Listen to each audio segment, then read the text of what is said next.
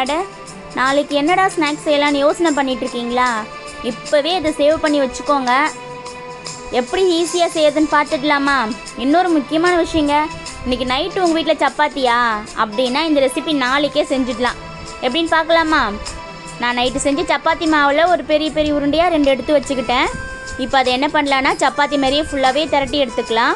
இப்போது உங்களுக்கு தேவைப்பட்ட மாதிரி சைஸு, உங்களுக்கு என்ன சைஸில் வேணுமோ அதை மாதிரி எடுத்துக்கோங்க. இப்போ அது மாதிரி கட் பண்ணி எடுத்துக்கிட்டோம். ஆல்ரெடி நான் அடுப்பை பற்ற வச்சு சுடுதண்ணி நம்ம கொதிக்க வச்சுருக்கோம். தண்ணி நல்லா கொதிக்கும் போது ஒவ்வொரு சப்பாத்தியாக எடுத்து அதில் போட்டுக்கலாம். இப்போ அந்த சைடு அது வெந்துக்கிட்டு இருக்கட்டும். அதுக்குள்ளேயே நம்ம மேலே போடுறதுக்கான தேங்காய் துருவல் ரெடி பண்ணிக்கலாம். 4 ஏலக்காய் தேங்காய் மட்டும் போட்டு அரைச்சி கொண்டு வந்துடலாம்ப்பா. இப்போ பார்த்தீங்கன்னா இதுவுமே நல்லாவே வெந்துருச்சு.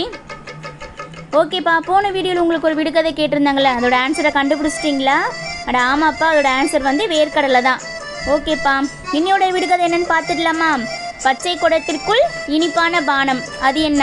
இதோட ஆன்சரை கரெக்டாக கண்டுபிடிச்சி கமெண்ட் பண்ணுங்கள். இதோட ஆன்சரை நான் உங்களுக்கு நெக்ஸ்ட் வீடியோவில் சொல்கிறேன். அவ்வளோதான்ப்பா, நம்மளுடைய மல்லிதாவும் சூப்பராக ரெடி ஆகிடுச்சு.